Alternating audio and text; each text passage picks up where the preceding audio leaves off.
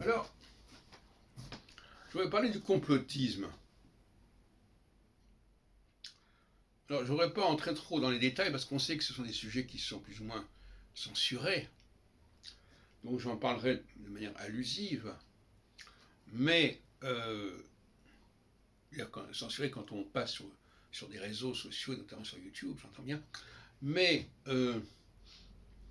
quand on vous dit que certaines catégories n'ont pas pu produire ce qu'elles auraient dû produire parce qu'il y avait un complot contre elles, qu'il y avait des préjugés qui les ont empêchées de s'épanouir et de se réaliser, le complotisme permet ainsi comme ça de nier les catégories.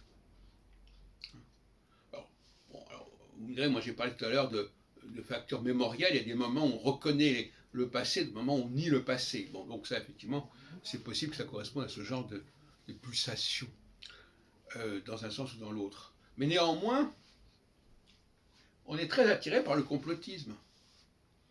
Pourquoi tel groupe n'a pas pu se réaliser, ou n'a pas pu obtenir ce qu'a fait un autre groupe? C'est à cause du complotisme. C'est le complot. Il y a eu un complot contre ces gens-là. Il y avait une position de rejet, de refus, de déni, qui a abouti à tel et tel résultat. Et donc tout ça, c'était une sorte de conspiration, de conjuration contre cette population qui en a souffert et qui en a été victime. Bon, moi je dois reconnaître qu'effectivement, c'est pas impossible qu'il y ait une forme de complotisme à la limite. Hein. Ouais, le mot complotisme est un mot que j'emploie de manière un petit peu malheureuse parce que le complotisme c'est de croire au complot. Mais on peut aussi dire que le complotisme c'est le processus du complot lui-même. Bon, donc vous m'excuserez si le mot est employé dans différentes moutures, versions. Bon. Mais toujours est-il que l'abus de l'argument complotiste, quand même, c'est un problème. Et ça, bon,